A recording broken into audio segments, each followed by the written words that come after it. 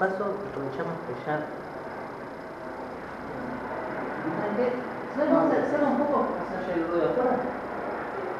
Si hace calor me avisan y las abro de vuelta. Perfecto. Ahí está. Bueno, ante todo, muchas gracias a todos por venir a esta segunda conferencia. Nosotros vamos a estar, ya hablé con el director de la carrera. Ustedes saben que acá es la carrera de estudios orientales, es una carrera que es extraña, ¿no? Yo siempre le digo cuando la gente me pregunta qué es una carrera extraña de definir, ¿no? Básicamente es una carrera que estudia filosofía y religión a lo largo de todo Asia. Es una carrera muy general, ¿no? Porque es una carrera que va desde los sumerios hasta Japón moderno, por ejemplo. Entonces hay una gran variedad.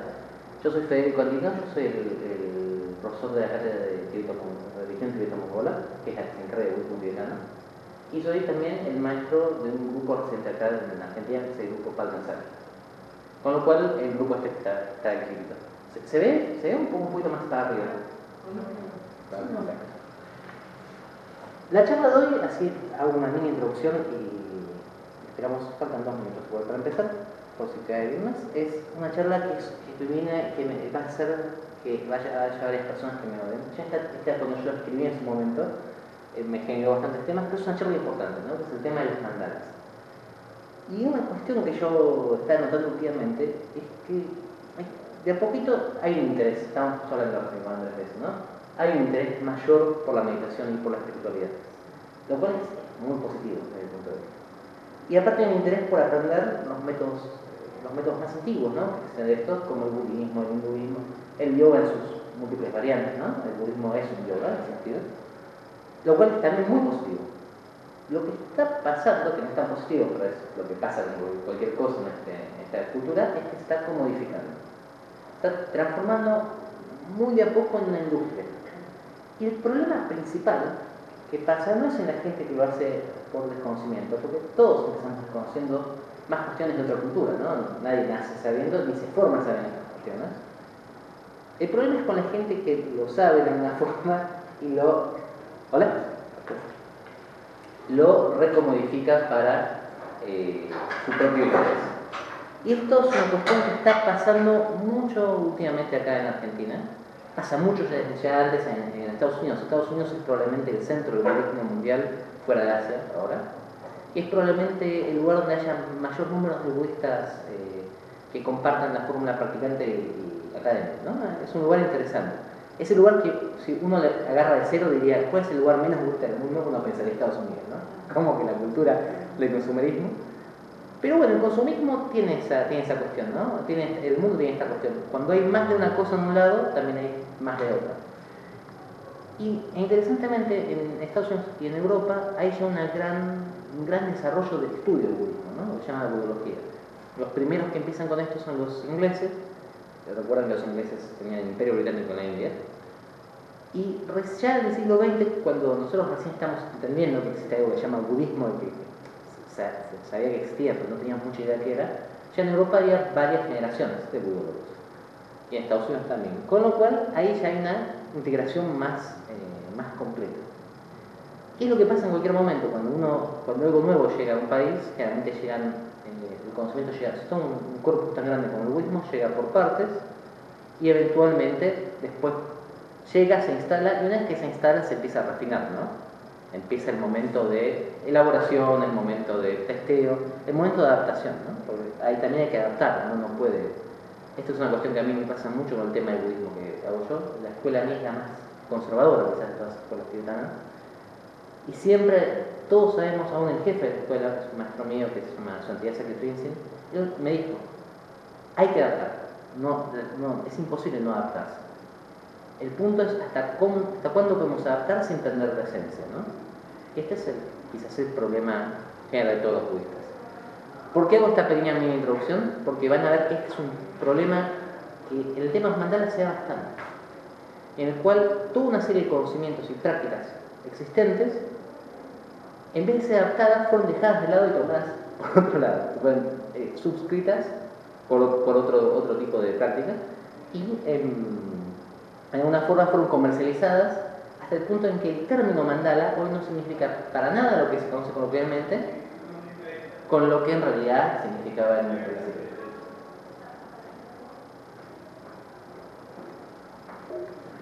Por favor. Bueno, ¿viene alguien más? Sí, hay una señora que está esperando al hijo. Ah, listo. Bueno, me parece... Y te haga bien, están acá.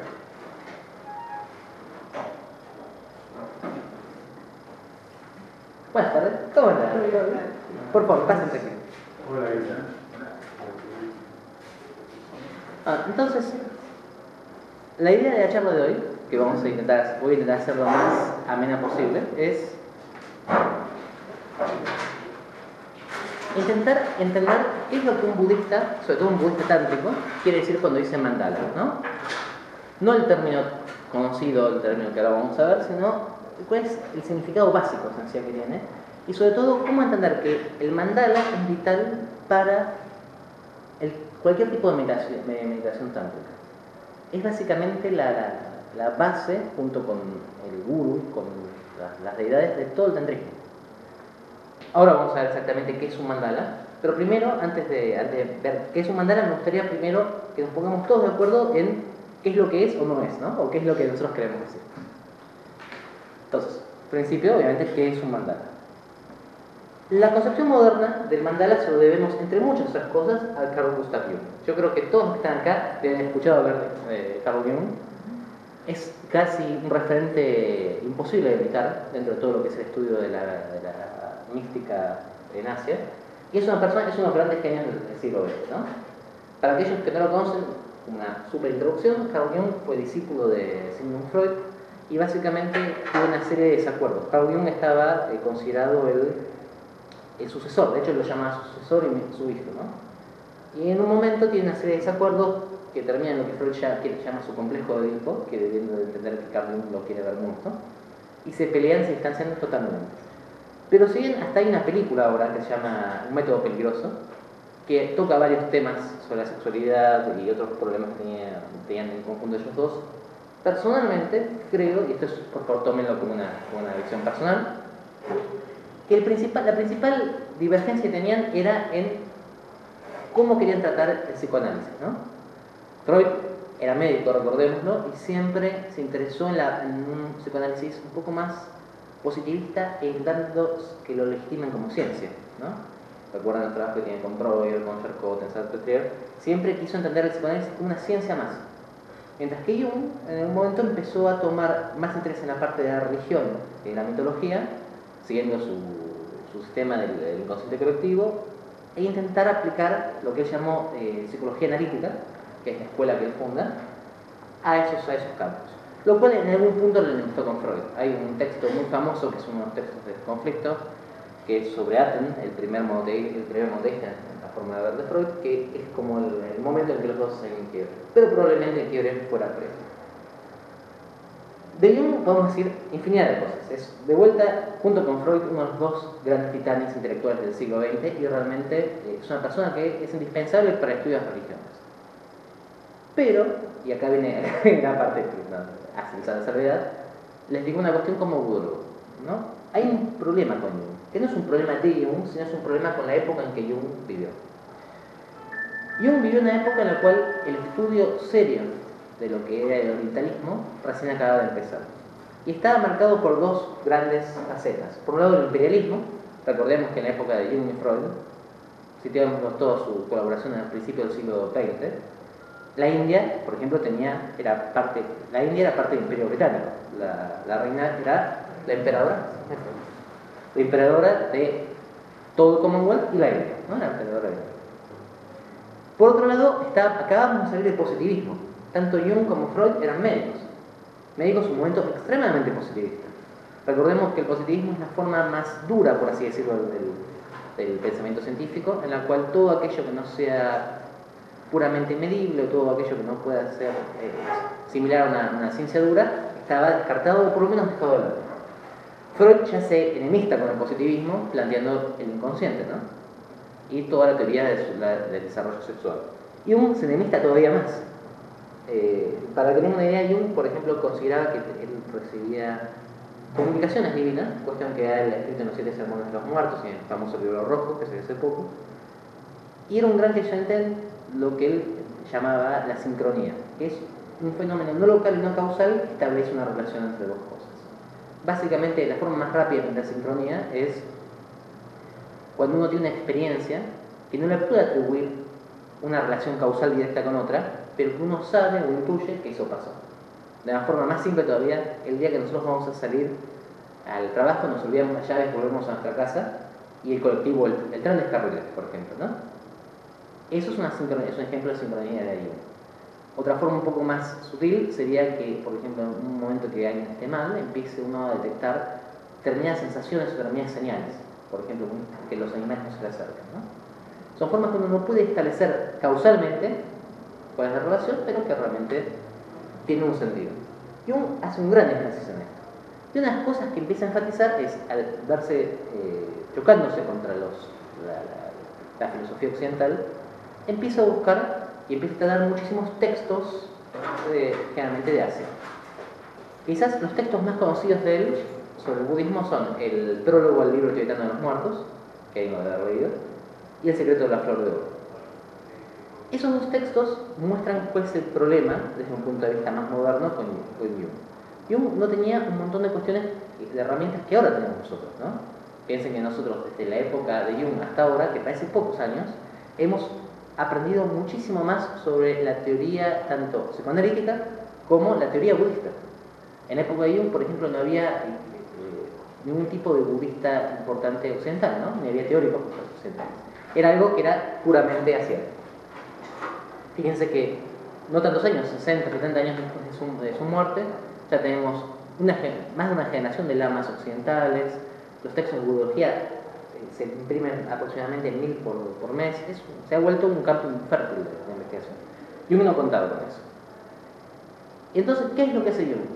Al encontrarse estos elementos que aparecen en diferentes religiones, los interpreta no basándose en el sistema propio, sino en el sistema propio de cada religión, sino basándose en el sistema propio de Jung. Esto es, los vuelve jungianos, ¿no? Entonces, él lo que empieza a hacer, empieza a encontrar confirmaciones de sus arquetipos, confirmaciones de su inconsciente colectivo, del proceso de individualización, todas las cosas que va investigando en diferentes textos. El problema base que tenemos hoy en día con esos textos y Jung es que cuando uno consulta a la persona que ha dado a escribir esos textos o las escuelas que los han mantenido, la interpretación es totalmente diferente. ¿Se entiende esto? Esto es clave para entender qué pasó en los mandalas después. Jung hizo una interpretación jungiana de todo, lo cual es muy válido dentro de un sistema jungiano, pero ha traído muchas confusiones, porque generalmente las personas que les interesa Jung también les interesan el resto de las escuelas.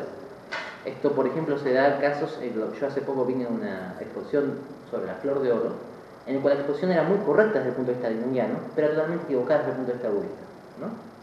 Entonces, es importante que nosotros sepamos con qué contexto teórico estamos trabajando, porque si no, después vamos a no comprender el uso de una técnica determinada. O en algunos casos, como vamos a ver en el caso de los mandalas, vamos a encontrarnos que la técnica jungiana no tiene absolutamente nada que ver con la técnica original budista.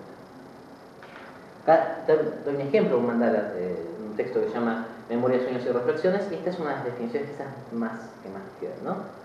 En los productos del inconsciente descubrimos símbolos mandálicos, esto es, círculos y cuadrados que expresan la totalidad. Cuando queremos expresar la totalidad, usamos figuras similares. Esto surge de las observaciones del mismo Jung en pacientes con determinados grados de esquizofrenia. Él considera, dentro de una definición de esquizofrenia, cuando el esquizofrénico se siente atacado por la exteriorización del fenómeno psíquico interno, dibuja de alguna forma un círculo con un cuadrado que lo contiene. Lo interesante de esto, y esto sí es muy interesante, es que la tradición occidental, que Jung escribe mucho, utiliza ese mismo sistema para protegerse de los espíritus exteriorizados. Hay una tradición mágica occidental, esotérica, que trabaja con unas cosas que son grimorios, ¿no? Los grimorios, estrictamente, son textos, tiene la palabra de gramática, ¿no? Son textos de gramática de los espíritus, y cuando el mago hace algún tipo de operación, generalmente o se incluye él dentro de un círculo o incluye a lo invocado dentro de un círculo, como una función de protección. Entonces Jung empieza a leer textos, sobre todo el libro Titano de los Muertos, y ver mandalas, y él extrapola que los mandalas son básicamente círculos y cuadrados que representan la totalidad, ¿no? La totalidad como el sí mismo de todo el cosmos, en términos jungianos. Y yo creo que la mayor parte de la gente que accede a un mandala le dan esa idea, ¿no? Yo lo he escuchado decir que el mandala es un cosmograma, por ejemplo, que el mandala es una forma de representar nuestra vida, que el mandala es una forma de representar nuestra relación con el cosmos, que el mandala es, bueno, si me da la totalidad, un mapa de todo. Me imagino alguien debe haber escuchado en algún momento cosas similares, ¿no? ¿Cuál es el problema? Esto, en términos budistas, no es un mandala. Bajo ningún concepto es un mandala y no es la función del mandala. El término ha sido... ¿cómo sería déjeme pensar la frase? Bueno, se ha sido sobrescrito, ha sido sobresignificado con una carga occidental. Lo cual, quiero aclarar, no es nada negativo. La terapia de mandalas de Jung que existe es muy positiva. Y yo conozco varios terapeutas que lo usan con mucho éxito, ¿no? Eso no estoy diciendo que sea negativo en sí. Lo que yo quiero decir es que en algún punto se pierde contenido útil. Y se utiliza el mismo término para relacionar dos cuestiones que no están relacionadas. Y lo peor de todo, se comodifica, se transforma en un ítem a ser consumido. Con lo cual, esto, por ejemplo, no son mandalas. Sin embargo, en el sentido budista, sin embargo, cubren un requisito jungiano, ¿no? Es un círculo que de una forma es simétrico y representa la totalidad de la vida. Todos estos ejemplos no son mandalas en el sentido budista. De vuelta, sí lo son en el sentido occidental. Quiero que se entienda esto. No es una descalificación, simplemente es una aclaración de qué es lo que no es un mandala en el sentido budista. Y por favor, por el amor de todos los budas, esto no es un mandala. Les puedo asegurar que estos se venden, y yo he tenido gente que me ha venido a preguntar si hacían mandalas no de Hello Kitty, por suerte, que ha sido difícil condenarme, pero sí mandalas de figuras famosas. Por ejemplo, me preguntaron si tenía el mandala de Obama. Entonces, son cosas que uno dice, no. Entonces, ¿qué es un mandala? El uso del término mandala en un término budista viene de Kautilya. Kautilya es una figura muy interesante, es esta figura que se encuentra aquí, ¿no? Y acá tenemos que remontarnos al pasado del budismo. En el budismo, después de la muerte de Buda Shakyamuni, se generó una gran duda de cómo seguir, ¿no? Es lo que pasa siempre en cualquier religión cuando muere el fundador. Especialmente un fundador como Buda Shakyamuni, que coherentemente y de forma súper explícita dejó dicho que no quería una estructuración del nirvana detrás de él. Por supuesto, que hicieron todos sus discípulos, estructuraron una orden para hacer eso. Cuestión que yo tengo la impresión que ya lo había sabido Buda Shakyamuni. Tenía un sentido de humor bastante especial. La cuestión es que después de varios años, de varios siglos de luchas en la India, los budistas estaban siendo increíblemente uno de los grupos de mayor crecimiento. En esto entra el famoso conocido de todas las clases de historia de la secundaria, Alejandro Magno. Ustedes saben que Alejandro Magno llega a la India y genera un desequilibrio importante, ¿no? Entonces, tras el paso de Alejandro Magno, surgen lo que llaman las dinastías greco-hindúes. La más famosa quizás es la de Bactria y la de Gandhara, que tiene un arte budista que es fantástico. Si pueden, les aconsejo que busquen el arte budista de Gandhara. Es el primer arte icónico budista. El primer arte budista no tenía representación del Buda, porque se quería entender que no era una persona. Entonces eran pisadas, por ejemplo, o tronos vacíos. Pero los griegos de Gandhara, ¿no? O los descendientes griegos de Gandhara, por ejemplo, lo ponen como Hércules, a Vajrapani. Y lo ponen el Buda como un rey, ¿no? Con una toga. Hay representaciones del Buda parado o sentado en tronos que son claramente occidentales. De hecho, como les digo, la figura de Hércules es Vajrapani, y la única razón por que nos damos cuenta que no es Hércules, porque tiene el garrote que usó para matar al león de Nemea, es porque abajo dice Vajrapani. Pues es igual, es literalmente igual, o sea, es la misma. Entonces es muy interesante ver cómo eso se sincretizó. De hecho, si ustedes se fijan, uno de los bodhisattvas que más todo el mundo conoce, que es Maitreya. ¿Alguien ha escuchado hablar de Maitreya? ¿No? ¿Algunas vieron la imagen de Maitreya? Maitreya está sentado como un príncipe griego de esa época. No aparece sentado en la postura del otro, sino sentado, vestido como un príncipe griego, con la corona de un príncipe griego, en un trono griego. Es muy interesante. Si ustedes se fijan, por ejemplo, las imágenes de los tiranos de la época, lo van a encontrar. No estoy queriendo decir que Maitreya es un tirano, por favor. simplemente que iconográficamente es igual. Cuando se va Alejandro Magno, recordemos que llega a la India y se marca el punto de retorno, ¿no? Y muere en el retorno. Una de las dinastías que se vio en su momento que fueron semi-conquistadas y después aliadas fueron los Maurya, de los cuales el más famoso, alguien lo había escuchado, es Ashoka, que es quizás el emperador que hizo del budismo un sistema de creencia universal. Es el que realmente le da la expansión del budismo que necesitaba. Pero previo a él, había estado en la corte de su abuelo, Chandragupta, Kautilya.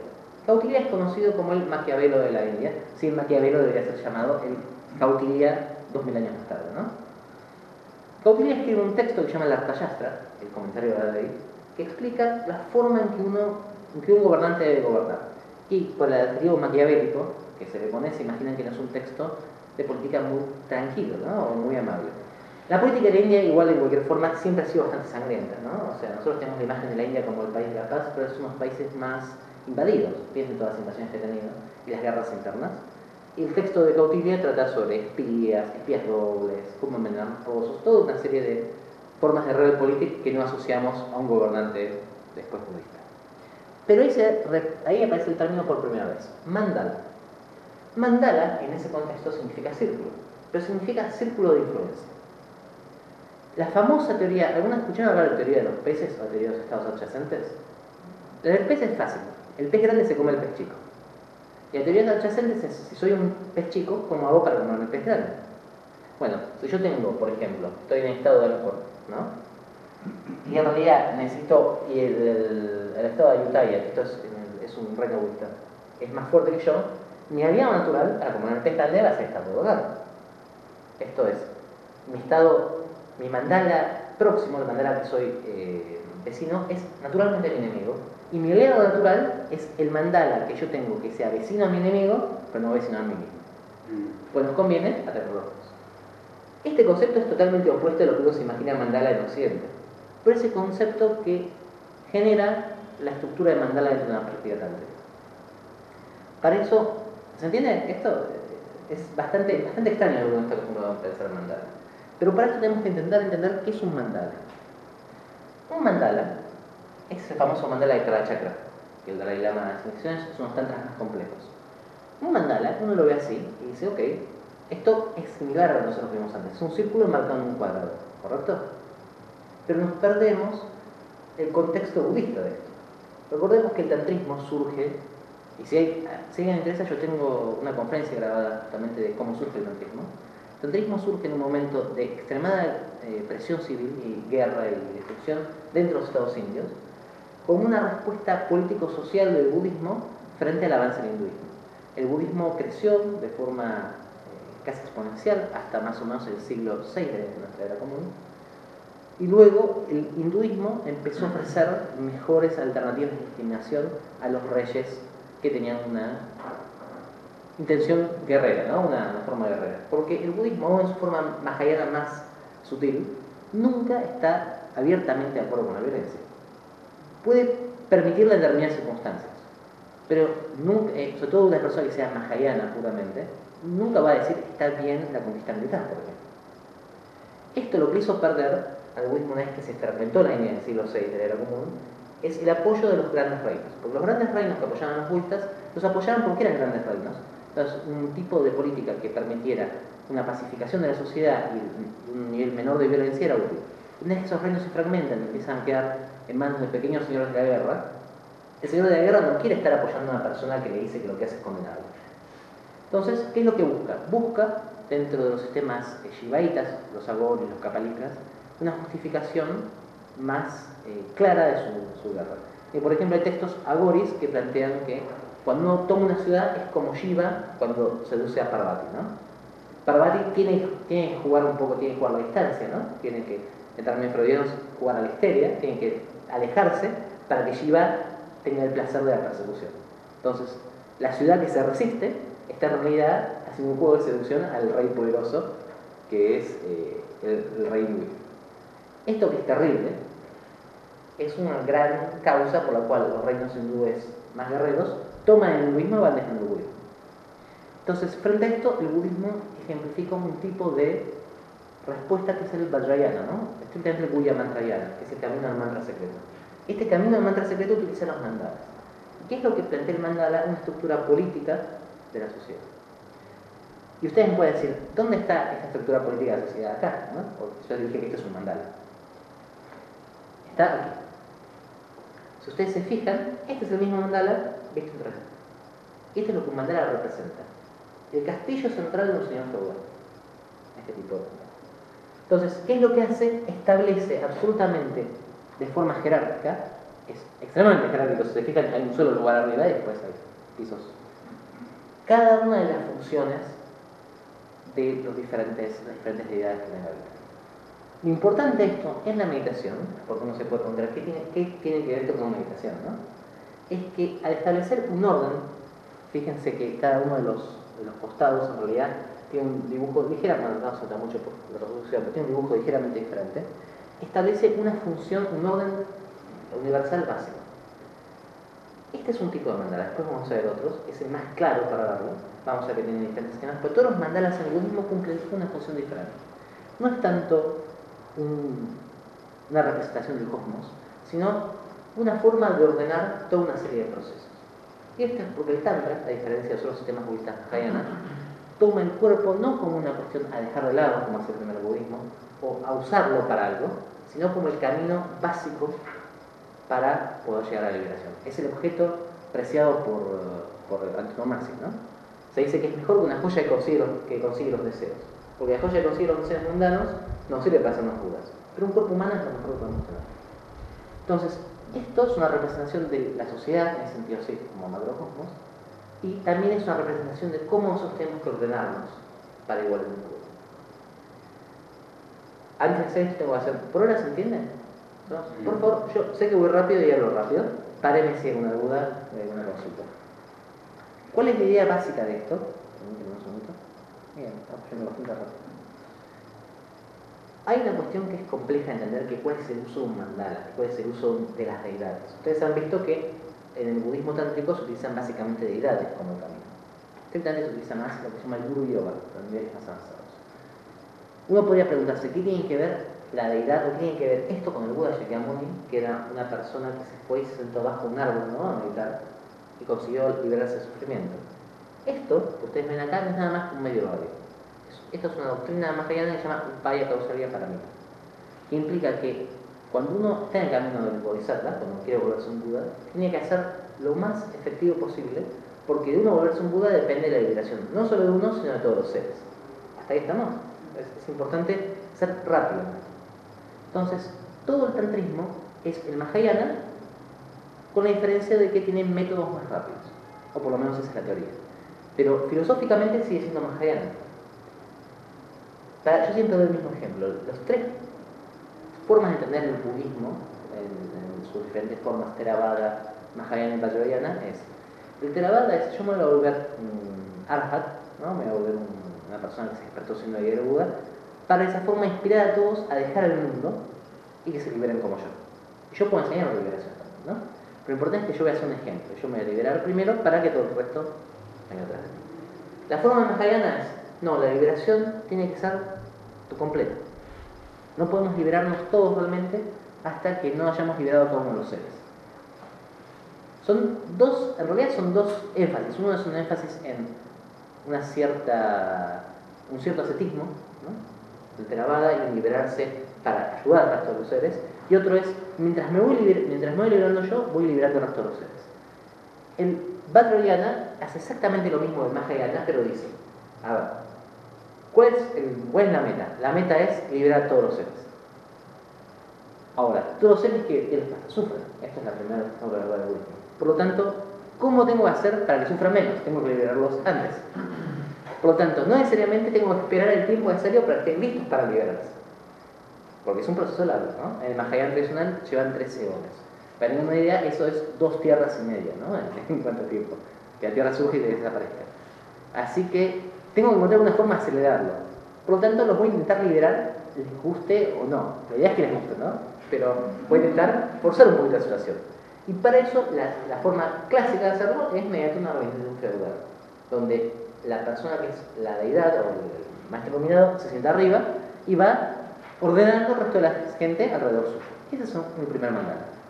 Esto pasa, ¿por qué? Porque el principio del Vajrayana es una práctica que se hacía en lo que llamaban los kaulas. Los kulas, perdón. Los kaulas son los que siguen en el cuerpo. Los kulas. Los kulas son clanes. Eran practicantes de esta doctrina un poco radical que se reunían generalmente en cementerios y había una persona que era el centro, que era el maestro, y luego se distribuían el resto de los practicantes según una organización mandálica, que es, ahora es eso lo que vamos. ¿Hasta ahora se entiende más o menos? ¿Cuál es la idea de por qué uno se visualiza como una deidad y por qué uno trabaja con las deidades? La principal cuestión que nos impide darnos cuenta que estamos liberados en el budismo es la ignorancia, ¿no? La ignorancia es la base de todo el resto. Y uno se libera en el budismo por lo opuesto de la ignorancia. Se libera por la sabiduría. En el budismo el amor es útil para comprender la sabiduría, la compasión es útil, pero en realidad lo que libera últimamente es la comprensión, no de la sabiduría en el sentido de un conocimiento intelectual, o siguiendo una experiencia, sino un conocimiento gnóstico, ¿no? No ser realmente esa sabiduría, no transformarse en esa sabiduría. ¿Cuál es el principal problema que tenemos para comprender esa sabiduría? Que nosotros nos vemos como personas normales, ¿no? Y uno empieza a pensar, yo no me puedo liberar, yo sigo sufriendo. Un mandala, una deidad, es un antídoto para eso. El mandala y la deidad es una forma idealizada del Buda. No es el Buda mismo. El Buda ya que morir es una persona, ¿no? Una persona más que especial, pero una persona. El mandala es una forma rápida, como yo decía, tomando esta idea de cómo puedo hacer para liberarme muy rápido, la forma más rápida que encontré el budismo tántrico para poder liberarse. Pero, ¿cómo podemos ver esto? ¿Cómo podemos entender esto dentro de la meditación de cada uno? Yo lo que voy a explicar hoy es lo que se llama el mandala de los 5 Dhyani Budas, que es quizás uno de los mandalas más antiguos y de los mandalas más fáciles de entender. Antes de esto, yo quiero hacer una aclaración. Los primeros textos tántricos, ustedes saben que tantra no es una clasificación per se, sino que es un texto, principalmente, ¿no? Los primeros textos que tienen elementos que luego van a ser llamados tántricos, no son tántricos per se, sino que son sútricos. Hay textos llamados como sutra que tienen técnicas tántricas. El primero de ellos, históricamente, es el Vairochana Abhisambodha. Vairochana es la figura que está en el centro, ahora voy a ir por cada uno de ellos. Pero aparte, cada tantra, cada texto, corresponde a un sistema diferente. Ustedes han visto otro término que es muy común en Occidente, los chakras, ¿no? Invitamos Horlo. ¿Alguien sabe decirme cuántos chakras hay? 7, por ejemplo. Eso que hay 7 chakras está muy bien, pero de acuerdo a un texto hindú. El problema que hay generalmente con temas de chakras es que a veces uno se fija en que el chakra es algo, ¿no? Que es algo físico. Y en realidad estos textos son focos meditativos. Entonces van a encontrar sistemas que tienen 3 chakras, sistemas que tienen 1 chakra, sistemas que tienen 2 chakras. Hay no solo tienen 2 chakras, pero hay uno que tiene 2 chakras. Sistemas que tienen 7 chakras, sistemas que tienen 21 chakras, sistemas que tienen 84 chakras y múltiples. El sistema más común dentro del budismo tibetano generalmente es el sistema que utilizan 5, porque corresponden a los 5 Dhyani Budas. Pero no es el sistema más antiguo. Yo explico este y no el sistema más antiguo por el simple hecho de que en realidad es más fácil de ver este, y cuando uno hace un tipo de trabajo que tenga que ver con chakras, es más fácil tomarlo de uno en uno. Porque como los sistemas más comunes de chakras son de 5, y cuando uno utiliza un sistema de 7, el de arriba y el de abajo, donde y el resto quedan anulados, se ponen los 5 Dhyani Budas en orden, es más fácil de verlo. Pero no tomen esto como que es así fijo. Es nada más que un sistema de meditación particular, ¿no? Y lo segundo que tengo que decir es que yo voy a dar el orden general de los Dhyani Budas. Porque todo esto, como digo, son textos. O sea, hay textos que dicen una cuestión, textos que dicen otra, escuelas que dicen el texto dice esto, pero a mí me sirve más hacerlo esta otra. Es un tema que es de experiencia. Nadie piensa que los Dhyani Budas están en una posición física, no son algo. Son formas de la imaginación que se les ha dado un sentido simbólico, nada más, ¿no?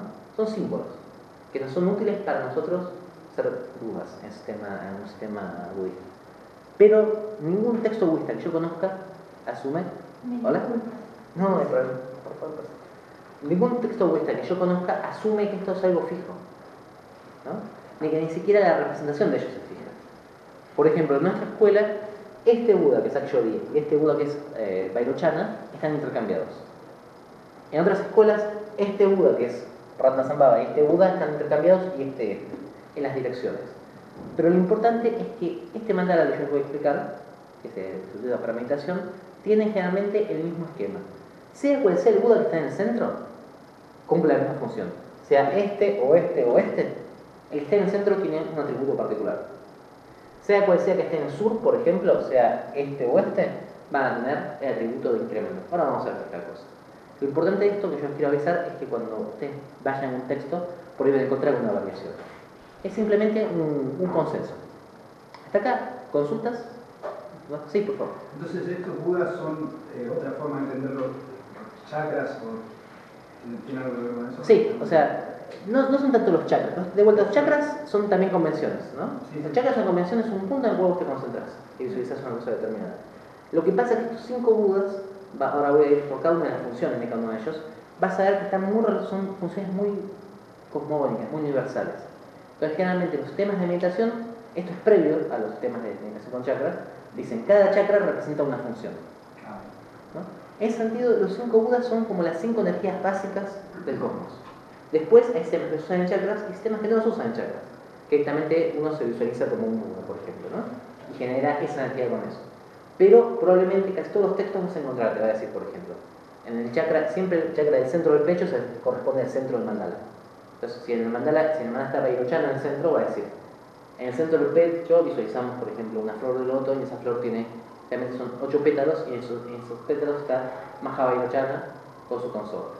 Después, la garganta corresponde generalmente a la dirección oeste, entonces generalmente está esta, va a decir, en la garganta está Amitabha con su consorte. Son como formas de mapear cada energía, cada chakra. Pero vos podés tener todo este mandala sin mención de los chakras. Estrictamente el mandala es un punto previo al chakra. Pero a esta altura, si vos agarras cualquier texto después del 1100, vas a tener esta relación, ¿no? ¿Otra consulta? Entonces, ¿cuál es el uso de este mandala? Esto es algo que es importante. El uso de este mandala es entender las energías básicas de un mandala de practicantes. ¿Se acuerdan que habíamos dicho que los kulas son clanes de practicantes en los cuales está el maestro en el centro y luego se expone el resto de las personas? Entonces, ¿qué es lo primero que hace el budismo? El budismo tántrico empieza a buscar métodos, como hemos dicho, para que uno se ilumine más rápido. Ahora, ¿cuál es el tema? No todos tenemos la misma disposición. Hay gente que es más intelectual, hay gente que es más sensible, hay gente que es más de extracción, una acción concreta, hay gente que puede ser más soñadora. Entonces, lo primero que voy a intentar dar el mandala es una relación de todos, entre todos, para que todos podamos llegar más rápido al nivel del maestro y al mismo tiempo para que dentro de un ritual y dentro de un clan cada uno tenga una función asignada. Piénsenlo en su forma más elaborada, es esto. Es un lugar y una práctica determinada para cada uno. Lo bueno es que este mandala es mucho más simple, ¿no? Son 5 lugarcitos. El otro es extremadamente mucho más complejo. Este es el mandala de los 5 Budas. Esto que está arriba son las figuras que denotan el linaje, olvídense. Y esto es el Buda tántrico, también olvídense. Fíjense esto acá abajo. Este es el centro, y en este mandala está puesto el este, en cualquier mandala budista, es siempre el que está más cercano a uno. Imaginemos que lo ponemos en el suelo, el este es este. ¿Correcto? ¿Se entiende eso? Es el que está más cercano a uno. O sea, cuando yo me siento un mandala y lo primero que llego es el este. Y de ahí contamos el resto. Entonces, si este es el este, tenemos sur, oeste, norte y centro. ¿Correcto? ¿Hasta ahí estamos? Por favor, párenme si no se entiende o si voy muy rápido, porque esto es importante para tener la relación. Y estos son, ahora vamos a ver después uno por uno, Vairochana, Akshobhya, Ratnasambhava, Amitabha y Amoghashini. Son los 5 Budas que representan las 5 energías básicas del cosmos. Alguien debe haber leído una vez sobre los 5 elementos. Los 5 elementos, aún dentro del Tíbet, no son exactamente los que conocemos nosotros. ¿Por qué? Porque los elementos como los conocemos nosotros son de origen caldeo e indio. Mientras que la teoría de 5 elementos de I Ching, por ejemplo, son de origen chino. Los tibetanos tienen este problema. Por ejemplo, madera, que es un elemento dentro de la astrología tibetana, no está dentro de la astrología india, ¿no? Entonces hay tablas y tablas que dicen, una persona que es madera acá va a ser fuego acá, una persona que es madera. Hay conversiones, ¿no? Pero para nosotros, pensémoslo como los 4 elementos clásicos: fuego, agua, tierra y aire, más espacio. Y ahora vamos a ver. El primero de todos es el que está en el centro, ¿no? Es Mahavairochana. Vairocana debe ser el Buda más importante, siempre es el Buda primigenio en estos sistemas, el que está en el centro. Esto implica que es el Buda cuya energía le da a todo el resto.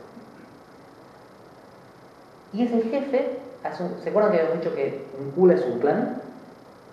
Es el jefe del Tathagata Kula. Tathagata Kula significa clan del Tathagata, clan del Buda, por así decirlo, ¿no? Hay textos más modernos que lo llaman el jefe del clan del Buda, pero eso es más una glosa, ¿sí? El término exacto es Tathagata, ¿no? Que significa que sea él. ¿Qué es lo que es Vairocana? Vairocana es la capacidad de espacio, es la capacidad de lugar donde se generan las acciones.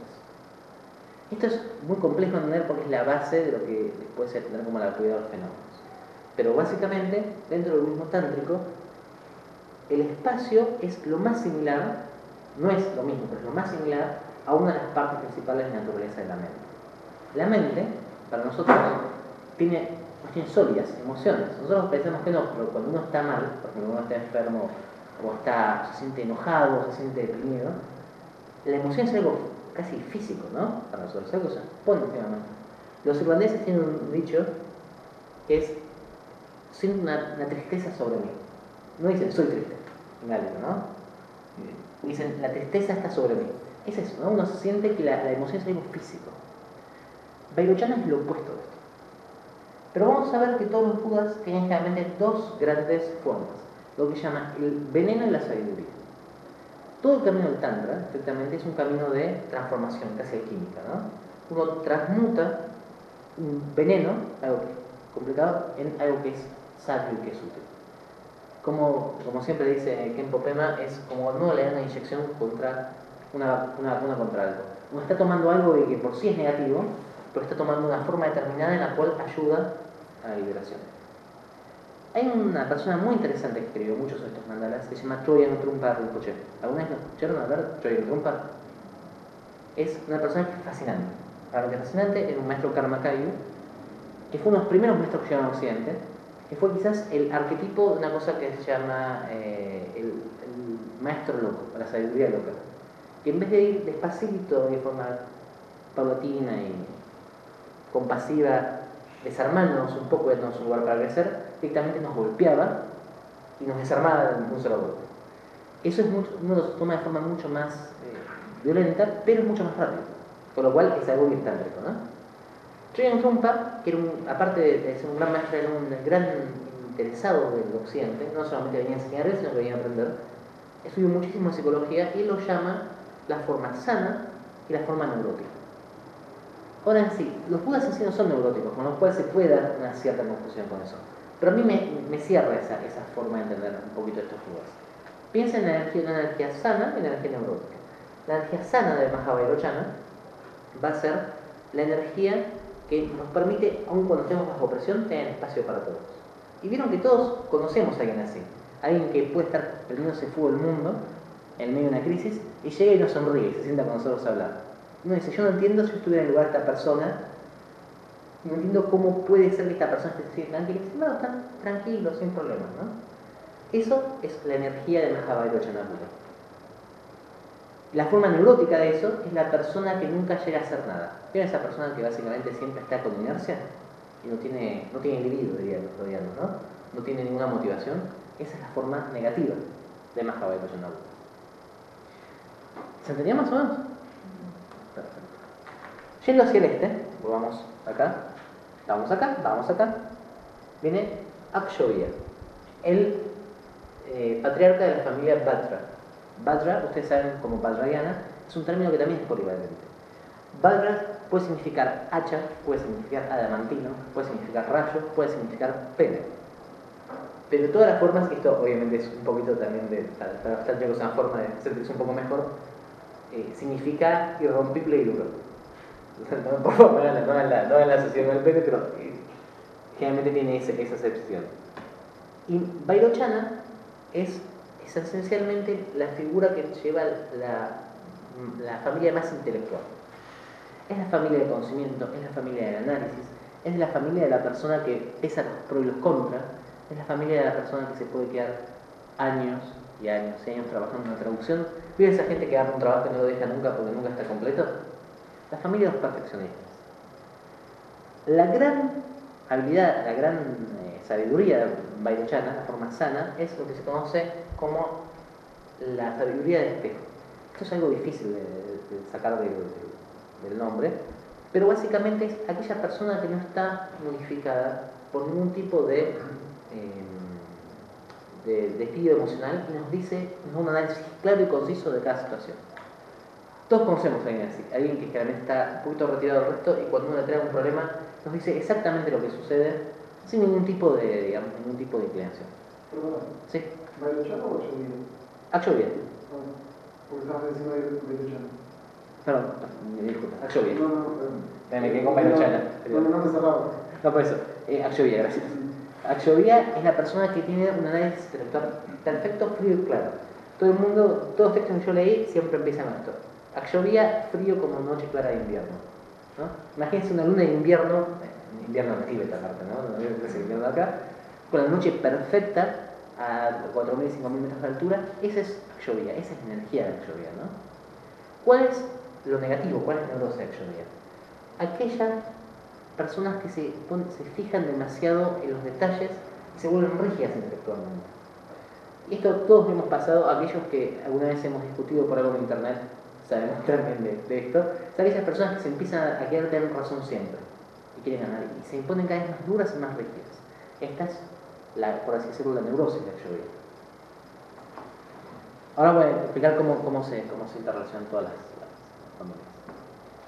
Yendo hacia el sur, tenemos la familia Ratna, la Ratnakula, cuyo jefe es Ratnasambhava.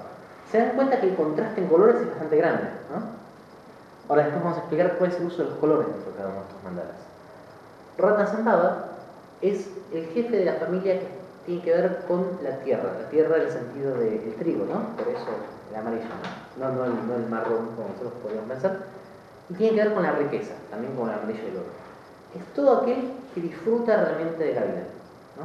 Toda persona que le gustan las cuestiones sensuales, la gente que es generosa, la gente que disfruta, ¿ven? Esa gente que termina el día y se desconectan y básicamente no puede estar preocupado con problemas y están súper tranquilos, no en el medio como los vairochanas, en el medio del problema, sino que después que terminaron disfrutan al máximo de la vida, que les guste irse andar en kayak o en el surf, todos los que realmente disfrutan la vida al 100%, esta es la familia Ratna, ¿no?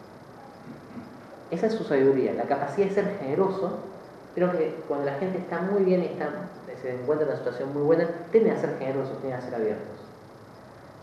La neurosis de Ratna es cuando se apegan tanto a la situación que tienen miedo de perder la felicidad por la situación y se vuelven realmente retrotraídos y avaros, ¿no? Aquella gente que siempre está pensando en cuánto va a gastar, cómo va a gastar, que no quiere tener ningún riesgo, esa es la forma más conservadora, por así decirlo, la forma más neurótica de la familia Ratna. Siguiendo, vamos al oeste y tenemos el más famoso de los Gyani Budas, a Amitabha. Amitabha es el Buda más famoso en todo el este asiático, en China, Corea y Japón. ¿Alguien debe haber escuchado una vez Amitofo o Namo Amida Butsu? O haber escuchado algo del amilismo. Básicamente es un Buda que tiene la tierra pura más cercana al gusto de todos los mortales. ¿Qué es una tierra pura? Una tierra pura es un lugar donde uno, si le reza al Gyani Buda, puede nacer, ¿no? Puede renacer, no se vuelve un Buda, pero es como un seguro contra fallas. Si uno nace en la tierra pura, va en la tierra pura puede verse un Buda. Es como un paso intermedio, por así decirlo. Mi próxima vida no seré Buda, o no me habré hecho Buda esta vida, pero bueno, si me muero, tengo la posibilidad de ir a un lugar. Y uno podría preguntarse, ¿por qué la tierra pura de Amitabha es la tierra pura más famosa de todas? Porque, por ejemplo, a diferencia de la tierra de Aviravati, donde el estudio intelectual es una parte importante de la práctica, la tierra de Amitabha se llama Sukhavati, que significa la tierra del placer continuo.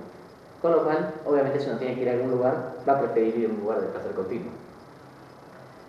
Amitabha es quizás el más famoso también de todos los Budas, porque en esta época se dice que esta es la época de los Budas de la familia que es la familia del loto, la Padmakula.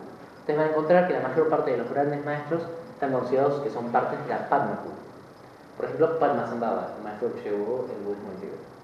Y casualmente Buda Shakyamuni es parte de la Padmakula. Uno pensaría que es parte de la Tathagata Kula, que fue el primero, pero tiene las características de una persona de la familia Padma. ¿Y cuál es la energía básica de Amitabha? Es una energía que tiene que ver con las pasiones. No necesariamente con el amor, si bien es la forma que más fácilmente se lo relaciona, sino con las pasiones en todo sentido. La gente que es apasionada y que se vuelca 100% hacia un proyecto es la forma Padma. Por eso que también es el más famoso de todos los Demibudas en relación a los artistas, ¿no? Como el gran patrono de las causas. Y es las formas apasionadas, que nosotros podemos llamar más extrovertidas, como por ejemplo el deseo, la pasión, el enojo, todas las formas extremas de pasión son de él, pero también todas aquellas formas de la pasión más tranquilas a las que uno se entrega completamente.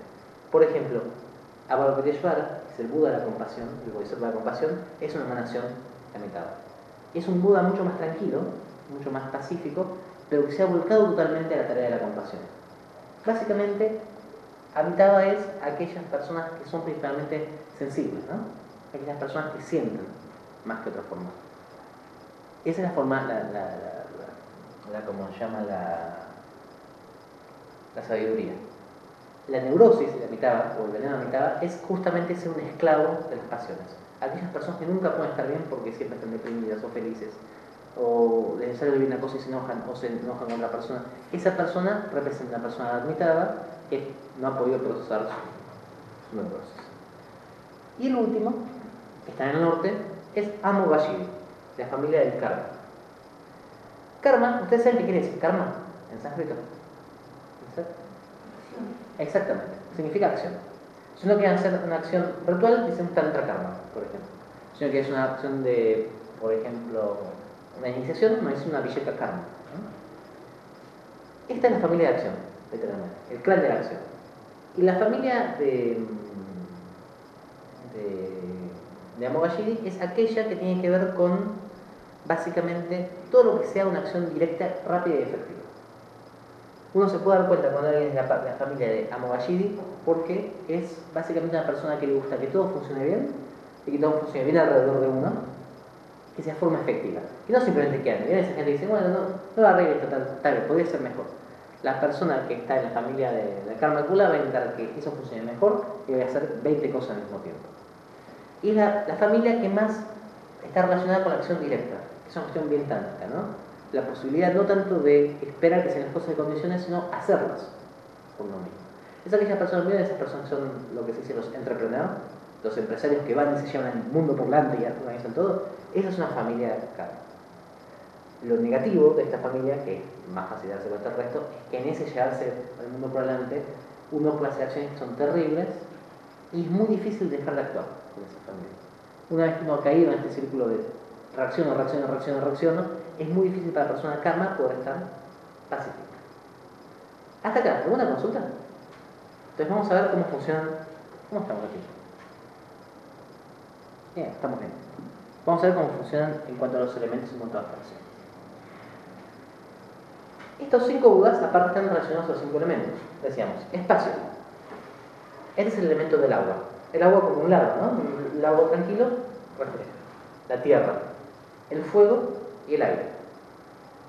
Entonces, dentro de este mandala está la interacción de todo. En ese sentido sí es un cosmograma. Pero ¿qué es lo que va a plantear el budismo tántrico? Que uno tiene diferentes formas de reaccionar en diferentes circunstancias. Ya a priori con esta pequeña descripción uno puede imaginarse a qué familia uno más o menos pertenece, ¿no? Uno puede decir, yo soy principalmente de la familia de Amoghashiri, la familia karma. Yo soy principalmente una persona un poquito más pasional, soy de la familia Padma. Uno realmente se da cuenta más fácilmente por las cuestiones negativas que uno tiene que las cuestiones positivas, ¿no? Por ejemplo, una persona que dice, yo no puedo dejar de trabajar, veo que esa gente que uno la llama y siempre está tapado de trabajo, es increíble. ¿Cómo la tapado de trabajo? Otro día, ¿cómo la tapado de trabajo? Es Vairochana, le falta espacio. Una persona que realmente disfruta el trabajo y no lo quiere dejar, es karma, ¿no? Che, pero ¿por qué no te vas de vacaciones? No, es fantástico, no quiero cortar ahora la racha, quiero seguir adelante, eso es karma. Una persona que todo el tiempo se la pasa corrigiendo el resto, es Vajra automáticamente. Y una persona que no puede disfrutar por lo que piensa, lo que gasta, es Randa. Y una persona que siempre está peleado con alguien o tiene algún problema, es Padma. Es la forma más rápida. ¿no? De darse cuenta. ¿Qué es lo interesante? Trumpa dice, por ejemplo, y mi maestro también coincide, que uno no tiene una forma. En realidad, todo esto son 5 formas básicas. Y ahora vamos a ver después que hay 4 tareas básicas, ¿no? Sacando del centro, que es como la base para todo el resto, no tiene espacio para otras cosas, estas 4 van a ver que forman las tareas básicas de cualquier práctica también. ¿Qué es lo que dice? Uno nunca tiene una forma. Uno no es perfectamente Batman, o perfectamente Batra, o perfectamente Tataga. Uno tiene una forma primordial que va a decir que está activada. Por ejemplo, tomamos un ejemplo. Una persona que sea de temperamento muy artístico, un actor. Podemos decir, puede tener una forma básica Batman. Pero si es una persona que se cuida mucho de sus trabajos y está preocupada por ganar dinero, va a ser principalmente Batman con algo de Ratman. Y si es una persona que está preocupada más que por el dinero del trabajo, sino por tener todas las experiencias posibles como actor trabajando, va a ser Batman y Karma. ¿Entiendes? Es muy difícil que una persona tenga las dos opuestas. Es muy difícil. Generalmente va a tener como principal una y después va a tener una de las dos como secundaria. Entonces, cuando uno está trabajando, uno va a poder darse cuenta de una forma o una secundaria. Después, la que está opuesta a la secundaria, digamos que es una persona preocupada por su dinero, que va a ser Padme y Ratna, va a tener cierto acceso con mucho esfuerzo a la tercera forma, la opuesta a la secundaria, no la opuesta a la primaria. Y la forma primaria va a ser la que generalmente va a tener negada. ¿Se entendió esto? Lo hago de vuelta, es más fácil. Cambio el ejemplo a la siguiente. Pensemos una persona que trabaje como académico. Es una persona que lo único que le interesa es ser cada vez más famoso como académico. Uno diría, le interesa trabajar, pero no le interesa trabajar, le interesa ser famoso. Entonces, su forma básica va a ser Batra, ¿no? Va a ser intelectual, analítico, rígido. Después va a intentar incrementar algo, no necesariamente es dinero, pero es fama. Va a ser Ratna, su forma secundaria. Luego, si él considera que esto lo ayuda, va a poder trabajar mucho para hacerlo, pero le va a costar. Prefiere que los trabajos no lleguen a él. Entonces, en ese caso, la tercera categoría va a estar accesible con esfuerzo. ¿Se entiende? Pero ¿qué es lo que le va a costar? Ser espontáneo y apasionado. Es la cuarta. Una vez que uno fija la primera categoría, la categoría opuesta es muy difícil de acceder. Y va a tener una categoría secundaria y con mucho esfuerzo una terciaria. Esto es importante porque vamos a ver que depende de qué uno quiera hacer, uno va a tomar un tipo de práctica dentro de meditación u otra. Esto es, por ejemplo, yo tengo básicamente estas dos características, esta y esta. La característica que más me cuesta generalmente es ser espontáneo. Yo, aunque no parezca ahora que estoy hablando en público, por muchos años yo fui extremadamente tímido y tuve que trabajar muchísimo para poder empezar a hablar en público, ¿no? Y esto es un trabajo que uno lo puede hacer de varias formas. Puede hacerlo con el tiempo, puede ir purificando estas y eventualmente no va a incluirse estas. Pero la forma tántrica, que recordemos era hacer el mayor efecto con el menor tiempo posible, va a decir, hagamos aquello que nos cuesta, ¿no? Entonces, ¿cómo nos podemos dar cuenta de esto de forma rápida en la meditación? Es un texto que se llama Los 4 inconmensurables. Que básicamente dice que todos los seres tengan la felicidad y las causas de felicidad, que estén libres de sufrimiento y las causas de sufrimiento, que puedan permanecer en ecuanimidad del sufrimiento, que puedan vivir la felicidad sin sufrimiento y que puedan permanecer en ecuanimidad libre de apego y aversión a todos los fenómenos que los rodean. Entonces, que sean felices, que no sufran, que puedan permanecer en la felicidad sin sufrir y que se desapeguen todo y puedan vivir en la ecuanimidad. Una cuestión bien budista, ¿no? Ahora, en la teoría de los mandalas Budas dice que esto está escrito puntualmente para un tipo de personalidad. En este caso, este tipo de personalidad lo que va a ser para la familia Padma. Como yo digo, estamos en la era, según el budismo tántrico, del Padma, con lo cual el texto estándar es Padma. Pero este texto, para un mejor efecto, no sería igual, por ejemplo, para un karma. Bueno, el karma es este texto que acá dice que todos los seres tengan, que es un deseo, es una aspiración, ¿no? Para un karma diría, yo voy a hacer que los seres dejen de sufrir. Recordemos que el karma es como la persona que va hacia adelante. Yo voy a hacer que los seres dejen de sufrir. Yo voy a hacer que los seres tengan esto. Yo voy a hacer que los seres tengan esto. Una persona que está en una situación más orientada hacia, por ejemplo, una cuestión externa, una cuestión más tranquila, va a decir que los budas, una profesión de un rato, va a decir que los budas, por favor, ayuden a los seres, ¿no? Para que dejen de sufrir. Y otra persona que está más orientada hacia lo intelectual podría decir, por ejemplo, yo quiero explicar o yo quiero demostrar el sufrimiento de sus causas, ¿no? Ojalá todos los seres accedan a la sabiduría que lleva el sufrimiento de sus causas. Lo importante de esto es que en cada formulación, en cada paso que nosotros tomemos, hay una formulación tántrica en la cual teóricamente uno debería estar y cumplir para poder llegar a la liberación de forma más rápida. Entonces, ¿qué pasa? Imaginemos que una persona es karma, ¿no? Entonces, la forma correcta, nosotros habíamos dicho, no es que todos los seres dejen el sufrimiento, las causas del sufrimiento, sino yo voy a liberar a los seres del sufrimiento, ¿correcto? Entonces, una persona de karma le va a resultar más fácil visualizarse a sí mismo y hacer las prácticas de meditación visualizándose él liberando a los seres que simplemente deseando que suceda o hasta buscando causas, ¿no? Necesita acción directa. Pero imaginemos que esta persona lo que le cueste mucho sea el opuesto. Recordemos, así se ve más claro. Teníamos karma, teníamos ratna, ¿no? Y habíamos dicho que ratna es que los budas salgan a los seres. Una persona que tuviera ese disfrute de la vida y que quisiera generar también esa entrega que uno puede generar, que sea karma, la forma más rápida para cambiar para cambiar de perspectiva es entrenarse en lo opuesto. En este caso, intentar dar todo lo posible, donar a los budas toda la ayuda posible para que ellos salgan de los seres. ¿Se entiende la teoría? Es hacer exactamente lo opuesto que nosotros hacemos normalmente, como forma de entrenamiento. Por supuesto, lo importante de esto es que tiene que ver con el criterio de cada uno, y con la forma en que cada uno puede ir modificando su práctica. ¿Por qué? Porque la mayor parte de las veces, lo que pueden decir los sistemas tántricos, no importa tanto tener, y es una cuestión muy, muy extraña para nosotros, no importa tanto tener el 100% de manera cubierta. Importa ser efectivo con lo que uno tiene, ¿no? Entonces, si uno en el día a día realmente se siente muy extraño, sobre todo cuando uno empieza diciendo, hoy budas, por favor, vengan, ayuden, yo les voy a dar todo lo posible para que los ayuden, y no es más una persona que dice, no, yo voy a ir y yo voy a hacer tarea social y yo voy a hacer los de sufrimiento, es mejor que uno empiece haciendo la tarea que a uno le sale fácil. Si no, uno no la va a hacer. Al principio, cuando uno empieza algo, siempre se empieza por lo más similar.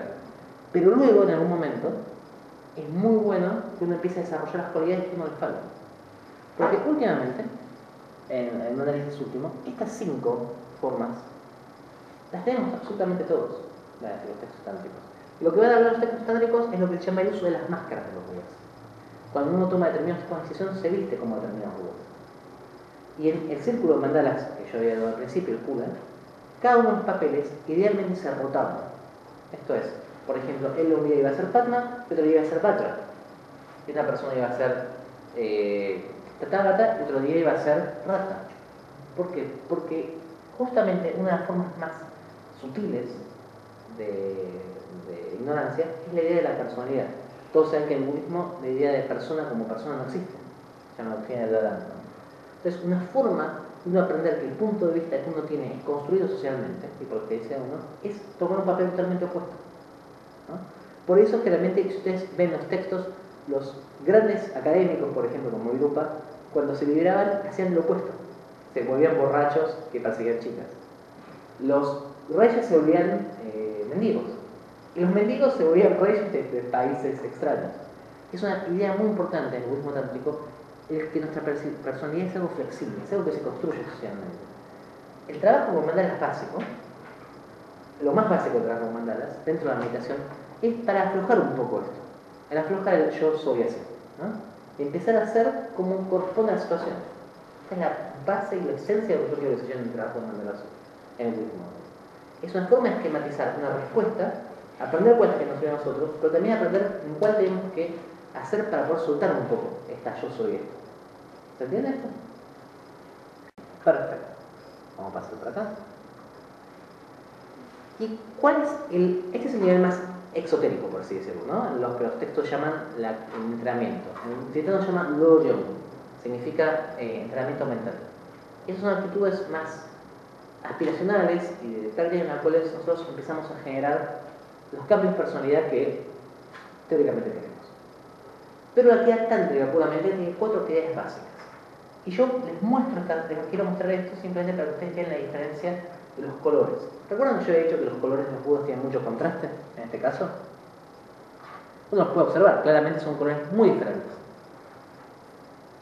Cada uno de estos colores en todo el mandala tiene su sentido. Y tiene que ver que hay 4 actividades básicas dentro de una práctica tántrica, una práctica de meditación tántrica.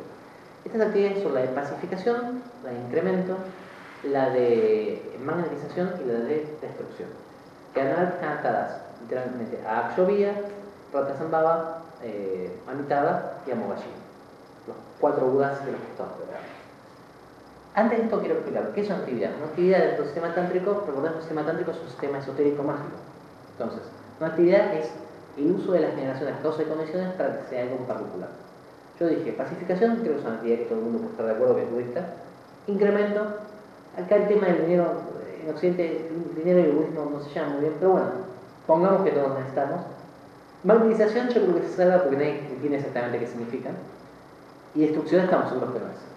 Pero en un contexto tántrico, recordemos que el mandala es un castillo, es una situación feudal en la cual uno la integra, internaliza. Entonces, cuando uno habla de destrucción de obstáculos en un sistema tántrico, no habla de matar gente, sino que habla de destruir los obstáculos que uno mismo tiene. ¿Se entiende? Esos obstáculos que se llaman los kleshas, las impurezas, o aquello que se vuelve oscuro que nos impide acceder a la iluminación. Por eso van a ver que muchos textos tántricos tienen detalles que son casi choqueantes. Por ejemplo, dicen, tal práctica es una práctica de purificación por respiraciones, dice, permitirá destruir a todos los enemigos y les cortará la cabeza y quemar sus cuerpos. Por favor, no entiendan que nada de esto es literal, ¿no? Es toda una metáfora. Es todo un tipo de metáfora choqueante dirigida al budismo más conservador, ¿no? Yo siempre hago el mismo ejemplo, por ahí para que se entienda todo lo que voy a hacer después. Hay 3 textos del Nirvana, grandes del Nirvana del Buda. El primer texto es el Nirvana Sutta, que es un texto del Theravada, en el cual cuenta la historia de la muerte del Buda de una forma muy interesante, ¿no? En ese texto, ustedes saben por qué se muere el Buda, ¿no? El Buda tiene la peor muerte que uno se puede imaginar por fundar una religión. El Buda se muere descompuesto por comer comida en mal estado. No se muere como su rastro perseguido por los enemigos, no se muere como Jesús crucificado como redentor del mundo, no se muere como Mohammed después de haber el servicio de Dios, se muere por comer comida en mal estado. La muerte más humana que pueda haber. Lo cual es muy bueno, porque en cierta forma también da el tipo de carácter del budismo. Y tiene algunas cuestiones del Buda que son fantásticas. El Buda tiene un sentido de humor muy particular. En un momento se está muriendo y les dice, bueno monjes, le dice a todos, parafraseando, ¿no? Sed vuestras dice Ananda, que es el primo de él, sed vuestras propias lámparas. Yo no necesito ningún maestro, yo enseño todo. Y entonces Ananda dice, pero tenemos que hacer todo lo que dijo. Y el Buda agarra y le dice, no, Ananda, lo importante, tienes que hacer lo importante, el resto lo que no es importante es tirarlo. Y se va y se muere. Por supuesto, nadie le puede pedir aclarar qué es lo que es importante y qué es lo que no es importante. Entonces hay todo un concilio después que la gente, por los budistas que se mueren ellos, de intentar entender qué es lo que es importante y qué es lo que no es importante. Llega a la conclusión que nadie está en capacidad de decirlo, entonces dejaron todo. Por eso nosotros sabemos que el budismo, el mismo Buda pensaba que las cuestiones que eran coyunturales. Pero una gran pelea a lo largo del budismo fue qué es coyuntural y qué es importante. Luego viene el Mahaparinirvana Sutra, del Mahayana. Ahí en el Mahayana ya era la forma principal del budismo en la India. Y una forma que tenía mucho poder y riqueza. Entonces, introduce una teoría tricaria en la cual hay un Buda eterno, del cual emana un Buda místico y del cual emana Buda Shakyamuni. Entonces, en ese sutra ya hay una cuestión mucho más eternalista y mucho más gigantesca en la cual Buda es la emanación. Y eso coincide con que el Mahayana, sobre todo en el siglo VI, se había vuelto la filosofía de la élite. Se había perdido un poco esta cuestión más oral y más campesina que tenía el primer budismo, se ha vuelto la filosofía ilustrada. Y el tercer caso, el tercer texto se llama el Buda Parakalpita Rajatantra, Esto es un tantra que cuenta la muerte de Buda. Por favor, lo que yo voy a tratar de entiendan que es una respuesta paródica al sistema Mahayana. No, nadie lo vea literalmente. Yo siempre hice esto, pero después la gente me vino a cara extraña. Por lo cual, de vuelta, por favor, nadie toma ese tantra a pie juntillas. El tantra empieza con el Buda grande, tenía 80 años, persiguiendo a una chica para acostarse con ella. La chica corriendo. Entonces el Buda, que era grande, le da un ataque al corazón y se cae Buda ahí. Y entonces entra el resto de los bodhisattvas y lo encuentran desnudo, con la chica corriendo, ¡ay! Me quería agarrar en medio del coso. Y no saben qué hacer porque era el Buda. Entonces un Vajrapani, que es un bodhisattva esotérico, le dice a una yogini, ¿qué hacemos ahora? Lo enterramos, escondamos el cuerpo por lo menos, ¿no?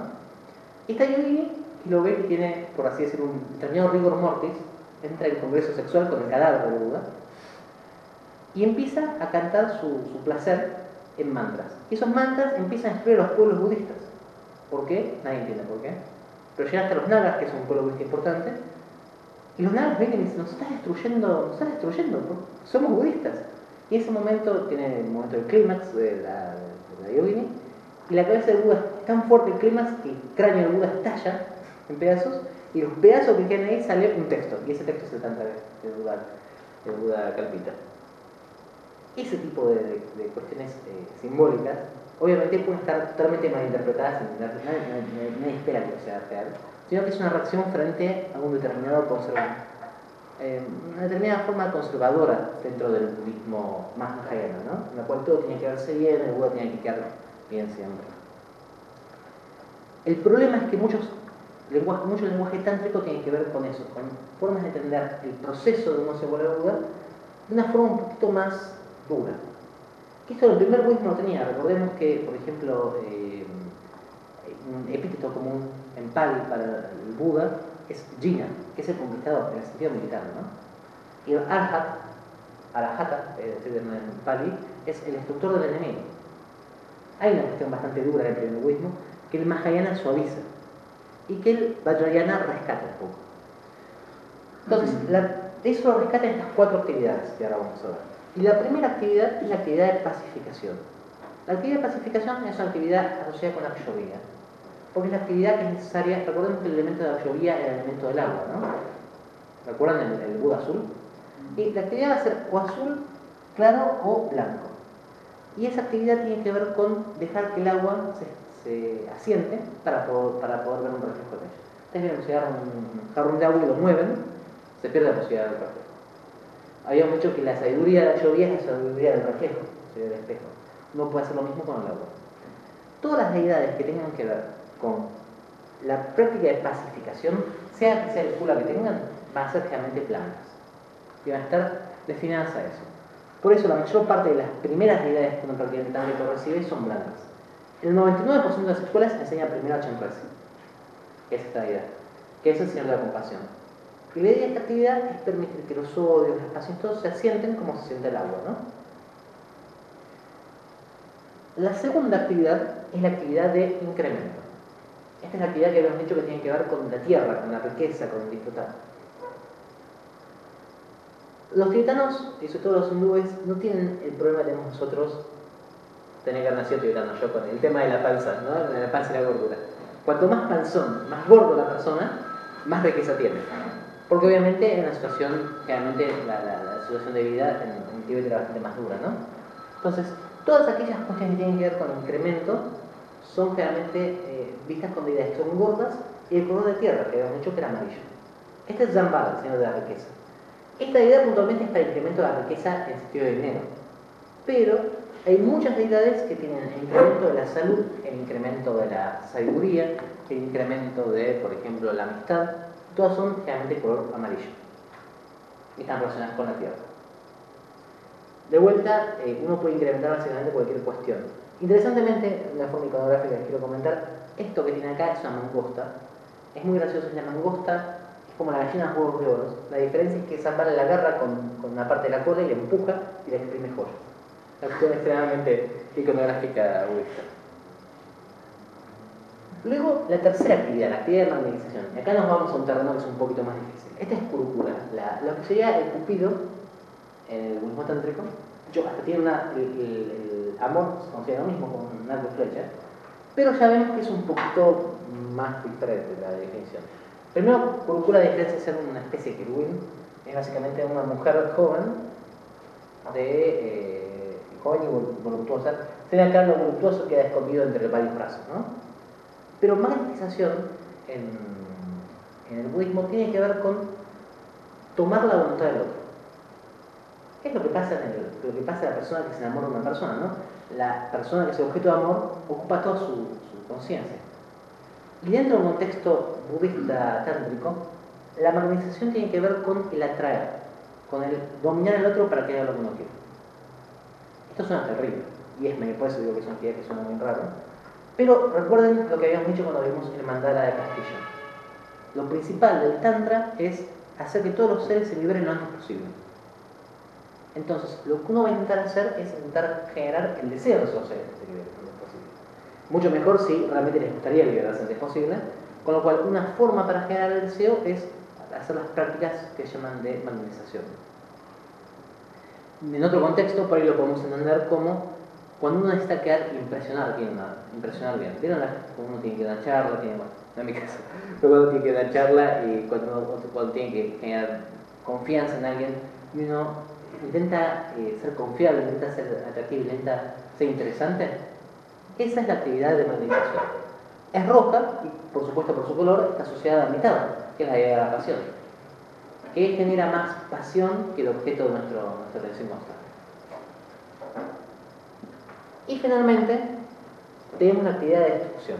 La actividad de destrucción es la actividad en la cual, cuando encontramos que algo es imposible de pacificar, incrementar su lado bueno o convencer mediante la magnetización, se destruye.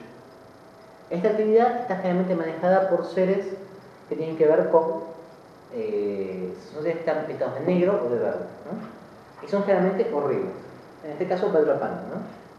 Generalmente todos los seres que tienen que ver con la cuestión de destrucción son seres que tienen un aspecto terrorífico, se llama. Airado sería la traducción, ¿no?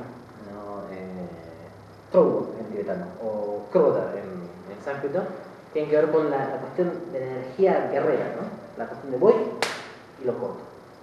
Esto, como se dan cuenta, tiene que ver con la familia karma. Pero lo importante es que cada una de estas actividades está iconográficamente muy determinada. Fíjense una cuestión, acá hay cuatro deidades alrededor. Mirando simplemente podemos darnos cuenta, 5 deidades iguales que uno. Que esta deidad son deidades de pacificación. ¿Por qué son deidades de pacificación? Son de color blanco, exactamente. Son pacíficas, son agradables. Esta y esta deidad son deidades de incremento, pues son de color anaranjado, ¿no? O amarillo.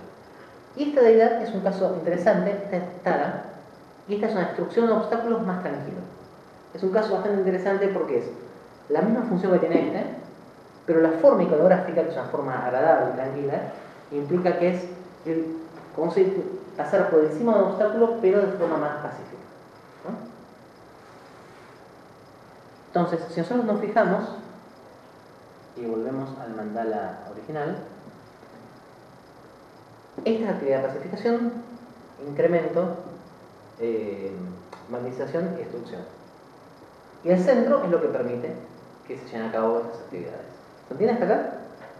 ¿Esto qué significa? Que cuando uno decide sobre qué práctica hacer, qué práctica tántrica hacer, uno siempre va a decidir basado en el color, la forma, el tipo de personalidad que uno tiene.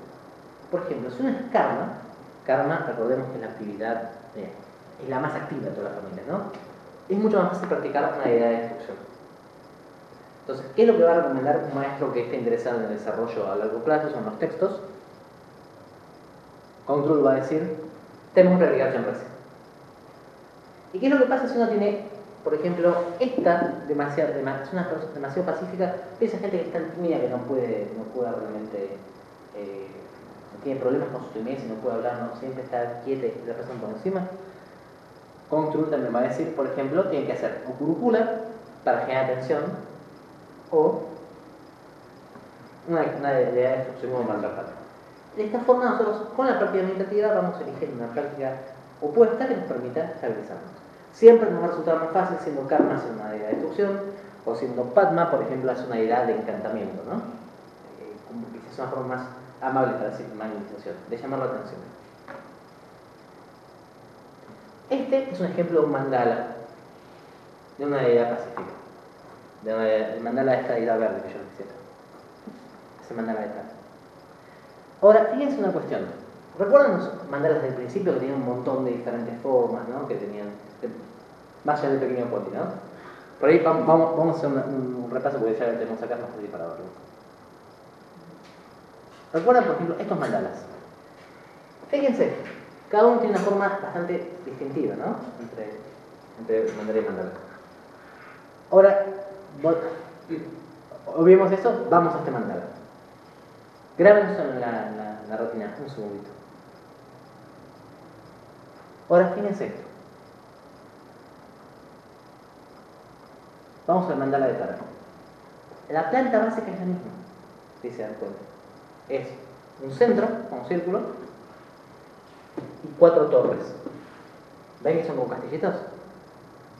Y esta es una deidad extremadamente pacífica. Este es el mandala del Buda del conocimiento. Un centro con la deidad básica y 4 torres. Sin iconográficamente esta es muy diferente, ¿no? El esquema básico es siempre el mismo. Y este es el mandala de Chenrezig, la deidad más pacífica de todas, la que les contaba recién de los 4 brazos. Es un centro y las 4 torres. ¿Qué son estos? Son diferentes deidades que lo siguen. En este caso hay 8, en este caso hay 8, en este caso hay 4, por ejemplo. En el caso de Kalachakra hay 32 exactamente. Pero eso es el número de la complejidad del mandala. La idea del mandala básica en cualquier mandala es esta. Esto es lo que yo quiero que lleven como idea de mandala. El mandala es un orden que establece el practicante tántrico a toda su experiencia. Pero esto es bastante externo, por así decirlo, ¿no? Pero, ¿hasta acá hay una consulta? ¿Preguntas? ¿Preguntas? Fantástico. Parece que vamos a terminar mucho antes. Esto es un mandala externo. Esto es un mandala interno. Esto es lo que yo les prometí que era otro aspecto de un mandala. Esto es lo que se llama es mandala corporal. Esto lo que es todo ese mandala, ese mapa de afuera, incluido en el cuerpo de cada uno. Cada uno de estos son maestros y divinidades. Esto es interesante porque es una tradición que se llama Bon, que es una tradición pre-budista. Y este es el mandala de una deidad budista muy conocida que se llama Chakrasambhara. Si se van fijando, todas estas son formas de Chakrasambhara y hay un montón de deidades en cada uno. ¿Esto qué implica?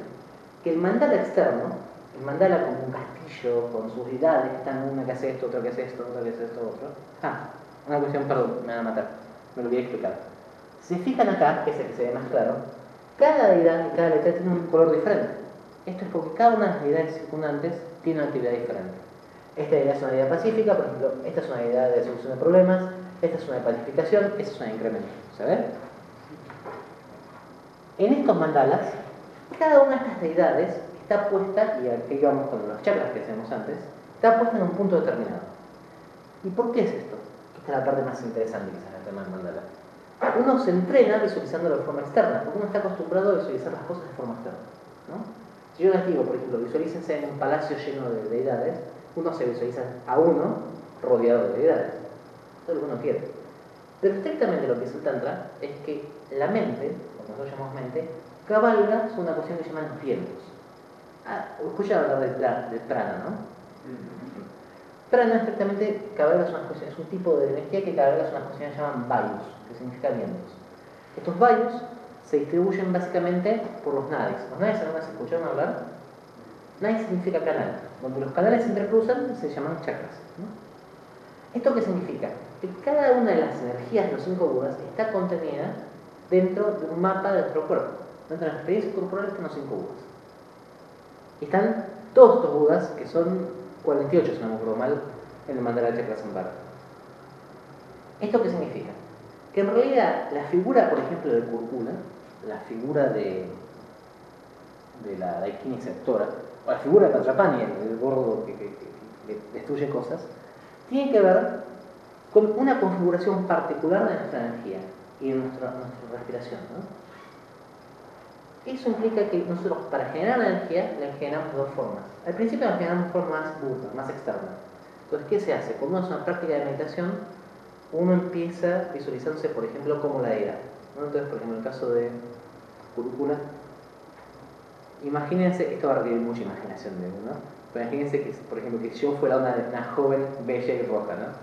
Quizás es demasiado pedir, ¿no? Pero por ahí más fácil con Valkapaya. Imagínense que fuera un tipo gordo y feo, con lo cual ya estamos ahí más cercanos. Entonces uno se imagina de esa forma y genera esa energía. Pero en realidad esa energía está ya dentro nuestro. Es nada más que la configuración de nuestra mente. Y esa configuración de nuestra mente se accede directamente mediante la meditación en los canales en los chakras. ¿Esto para qué es importante? Porque lo que hace es que toda esta cuestión que hablamos de mandalas, de personalidades, de tipo de personalidades, luego se va integrando y se va haciendo cada vez más interno. Finalmente, en las etapas más avanzadas, este tipo de práctica es la práctica que se hace. El problema es que para poder llegar a este nivel, trabajar con las personalidades para establecer una energía determinada, requiere haber pasado por los niveles previos. Que es lo que yo hablé al principio de la comodificación de algunas cuestiones tantra. Ahora, el día de hoy, si ustedes van a Amazon, con $300 en Amazon pueden comprarse una gran colección de textos que antes eran totalmente prohibidos. Los pueden leer y nadie les impide que ustedes puedan practicar. La verdad es que no van a tener mucho resultado. ¿Por qué? Porque todo este tipo de práctica, en teoría, requiere la purificación previa por pasar las etapas anteriores. Entonces, ¿cuál es el uso del mandala en la meditación? Que era lo que veníamos a ver. El uso del mandala es preparar a la persona exteriorizando las diferentes personalidades, las diferentes energías, para eventualmente reabsorberla. Es lo que técnicamente se conoce como enantiohidromía. Una enantiohidromía es cuando uno exterioriza un impulso, lo proyecta en términos analíticos, para poderlo ver y purificar, y luego lo reinternaliza. Como la transferencia, ¿no? Cuando uno está en tratamiento y transfiere a ese terapeuta determinados tipos de sentimientos, uno tiene la posibilidad, mediante transferencia, de observar la relación que tiene con el objeto previo de transferencia. ¿Se entiende más o menos? O lo hice, me fui un poquito técnico. Para aprender de otra forma. Todas estas configuraciones ya existen, son preexistentes en nosotros. Son posibilidades. Uno está acostumbrado a reaccionar frente a estímulos externos. Uno se enoja frente al estímulo externo. ¿Correcto? De ahí nos insulta, nos enojamos. Lo que pasa es que la mente de enojo, lo que es estar enojado, existe previamente en nosotros. Lo que pasa con el estímulo externo es que lo dispara. ¿Se entienden? Pero si yo les digo a ustedes, enójense, es muy difícil que uno pueda enojarse, ¿no? Realmente desde cero. Uno tiene que pensar en algo para enojarse. No es un objeto para enojarse. Ese objeto uno generalmente lo tiene que exteriorizar. Yo nunca me enojo con el enojo, me enojo con alguien. Me trata mal, me enojo con esa persona. Ese proceso de exteriorización es útil para comprender cómo es la energía, cómo se siente estar enojado. Imagínense que ustedes no hubieran estado enojados nunca, hubieran nacido pacíficos. Y vengo yo a justo meter el dedo ahí y empiezo a molestarlos para que se enojen. Hasta que yo no los molesto para que se enojen, no conocen, no experimentan lo que es un enojo. Pero el enojo como potencialidad está en ustedes. Una vez que lo experimentan, pueden darse cuenta que ese enojo es una cuestión que les pasa a ustedes. Y al principio necesitamos del efecto exterior para que se produzca. Luego, con el paso de los años y con el paso de la práctica, la idea es que todo esto se transforme en una interiorización. Y por lo tanto uno pueda acceder a esa energía sin necesidad de tener un estímulo externo. Y en el momento en que uno se libere de la necesidad del estímulo externo y pueda tomar tranquilamente y a voluntad cada una de esas 5 energías, es el momento que uno completa el mandala de los 5 dianegas. Yo siempre me acuerdo lo que me dice Lama Pema sobre el Dalai Lama. ¿Alguien lo conoce, el Dalai Lama? Sí. Viste que el Dalai Lama es una persona que un tipo de personalidad que es muy tranquila en sí. Lama Pema dice que es un tipo de persona vajra, ¿no? Es tranquilo, pacífico, intelectual. Pero si uno lo ve con los tibetanos es una forma, con los occidentales es otra forma, si uno lo ve con los chicos, con los jóvenes es de otra forma.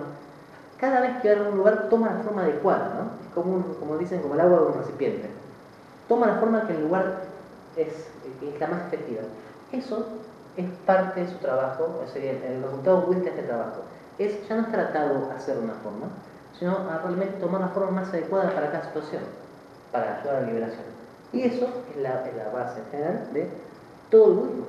Es la base de toda meditación. ¿Para qué meditamos los budistas? Para estar libres de sufrimiento. Si uno realmente puede estar totalmente libre de sufrimiento y adoptar la forma que sea necesaria para eso, ha conseguido depende de qué escuela va a decir que ha conseguido la liberación última o la liberación media.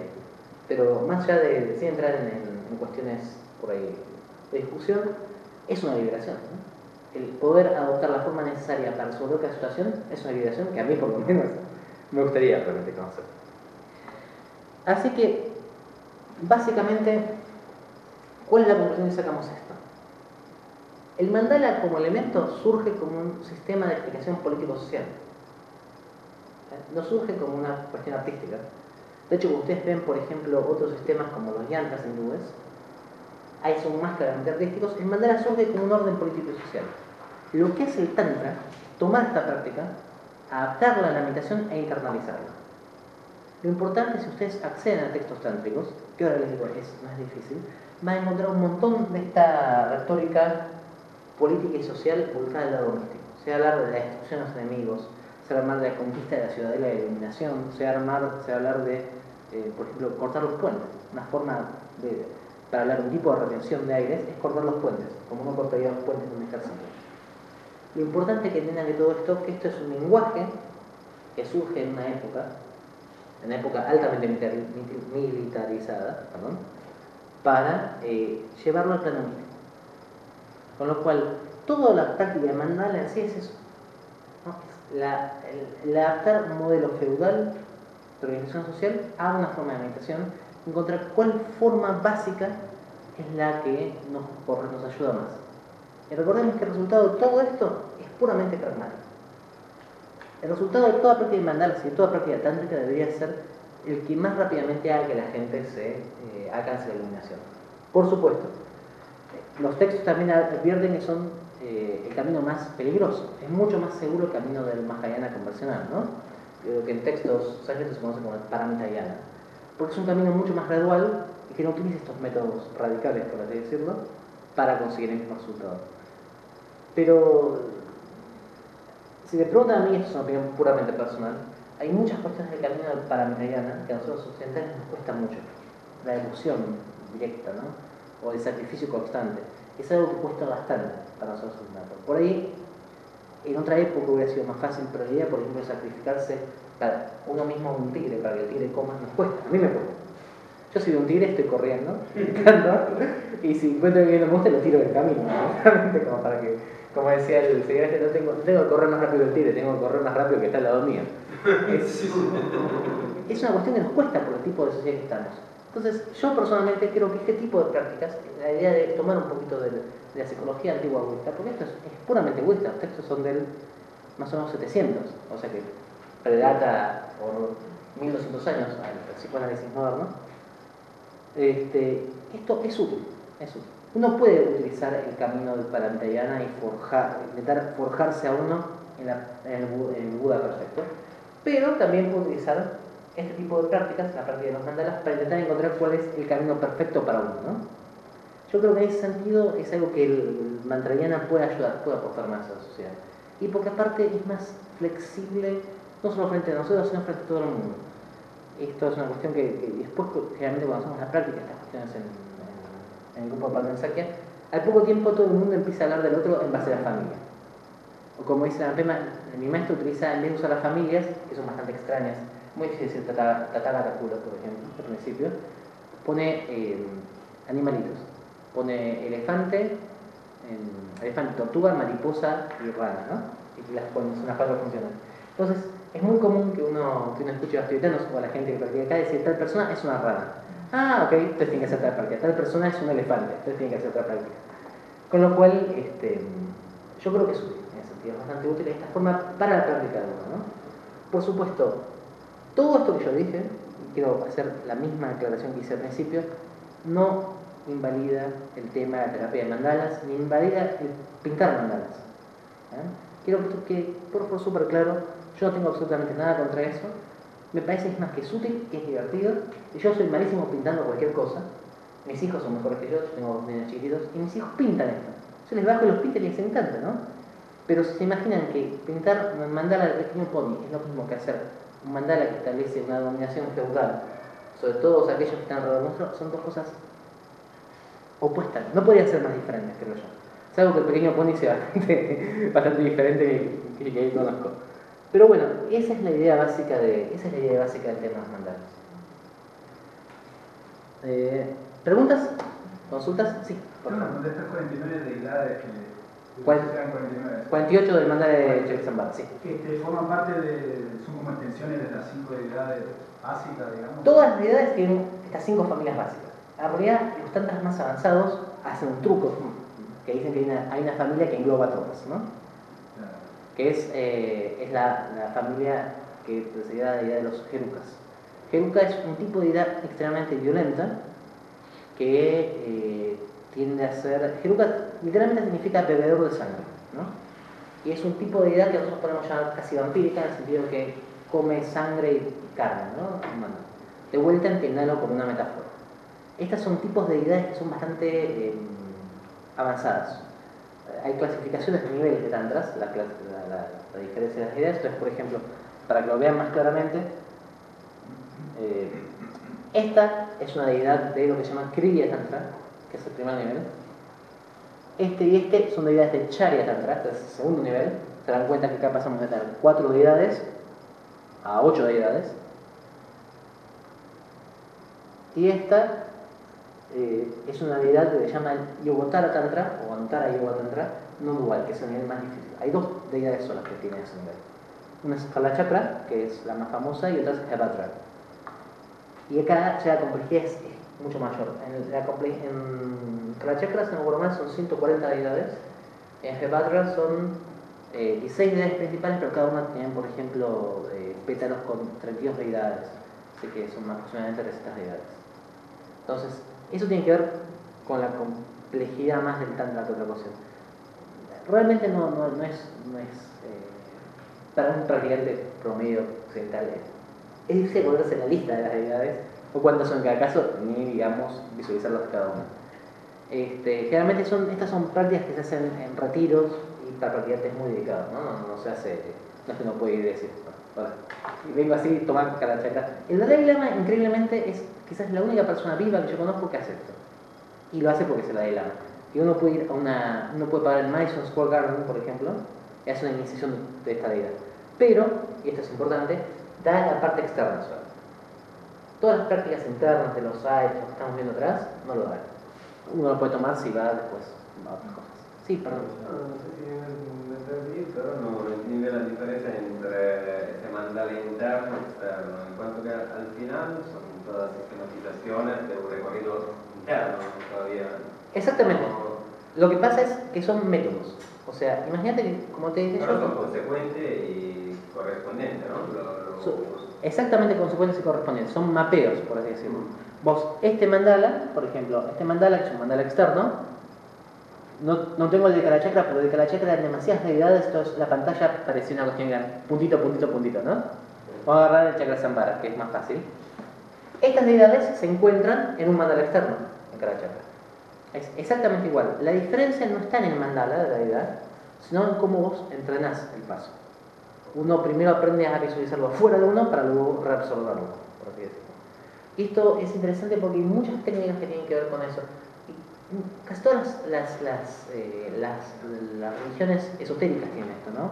El empezar a hacer un camino externo y de a poco hacerlo cada vez más interno, ¿no? Por ejemplo, uno puede ver en las puyas de Ganapati, ¿no? Ustedes saben que Ganapati es Ganesha, es la deidad hindú. Hay puyas de Ganapati más públicas en las cuales uno hay una estatua de Ganesha y le hace ofrendas.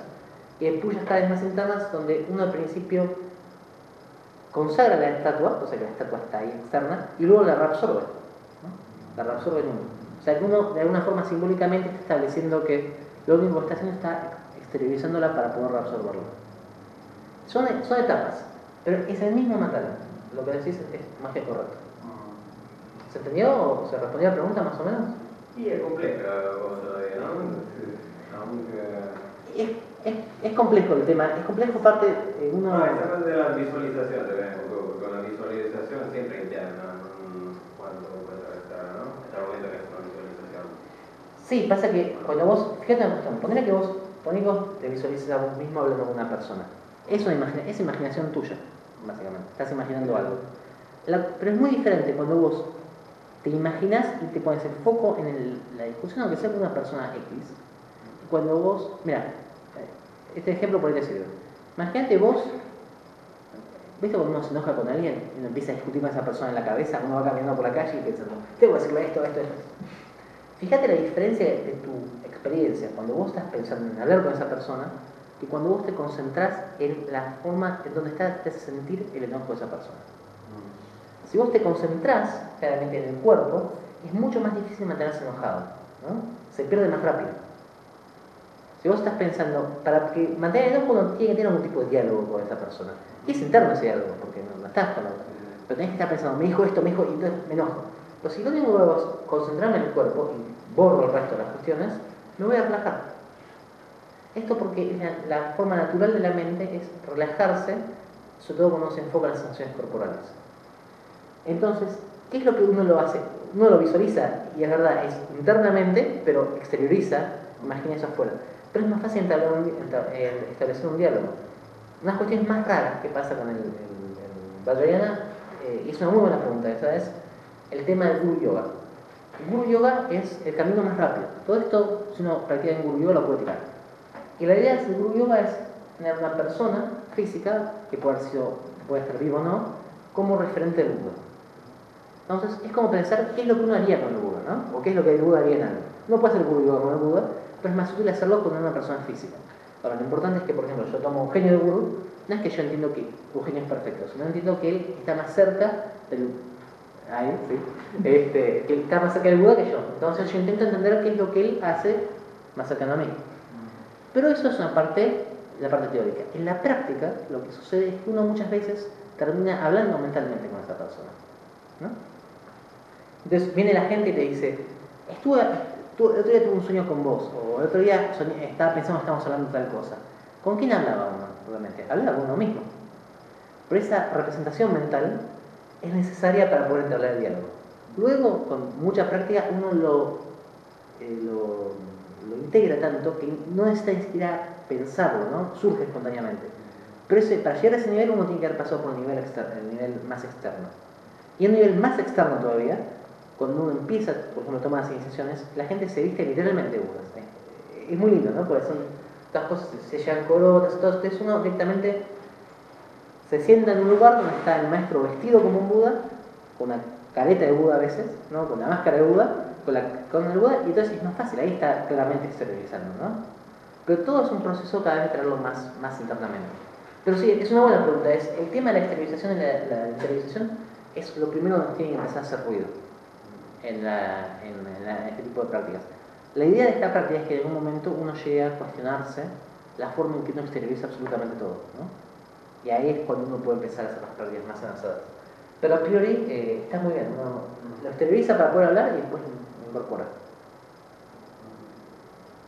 ¿Respondí más o menos? Sí, no, que se reflexiona también sobre lo que antes decía de lo yantra, ¿no? Que son deidades, que fuerza geométrica, son icónica, ¿no? Sí. Y cuando en todo eso hay una representación morfológica y totalmente figurativa, ¿no? De cómo visualizar eso y no en una geometría como en la parte de los hindúes, ¿no? En el budismo tántrico hay esos, pero el yantra es una opción más hindú por sí. En el budismo tántrico hay y se usa más con las letras.